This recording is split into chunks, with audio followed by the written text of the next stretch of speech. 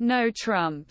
More problems. What are Republicans' interests in the second GOP debate? Republican voters will have another opportunity to kick tires of 2024 presidential candidates as they take stage for second GOP primary debate on Wednesday. Fewer White House candidates will debate this week than those who gathered for first debate in August.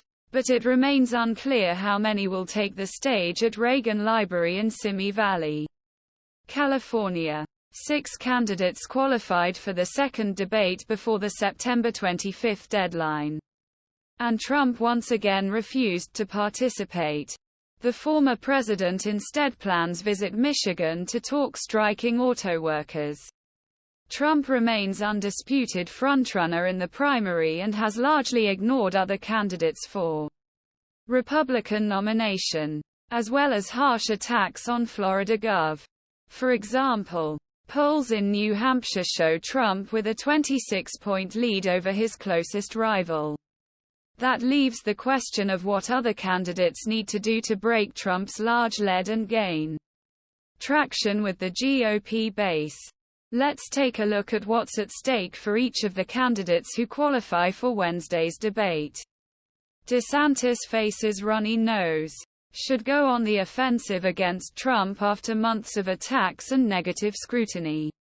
DeSantis risks losing his title as Trump's chief rival in the contest. A CNNUniversity of New Hampshire poll released last week showed DeSantis' decline among likely voters in the Granite State by 13 percentage points since July. The drop moved the Florida governor from second place with 23 to fifth place with 10 support. DeSantis, who has gained a reputation in the conservative universe as Florida's chief cultural warrior, conspicuously left Trump untouched during the first debate.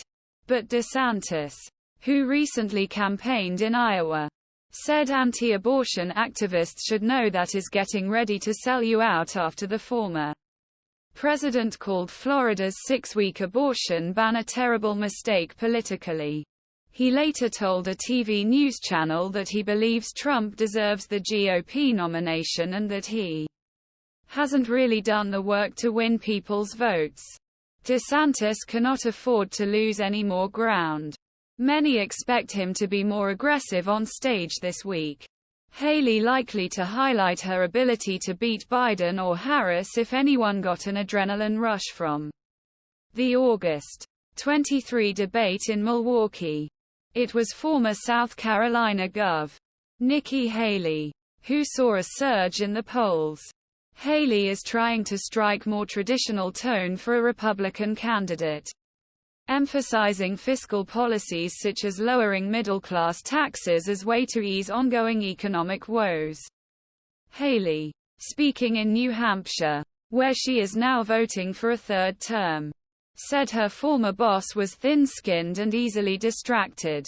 Haley also touched on her foreign policy background as a former UN ambassador the Trump administration, saying she was initially strong on international relations but was on her knees in supporting Ukraine its war against Russia. Haley's biggest highl.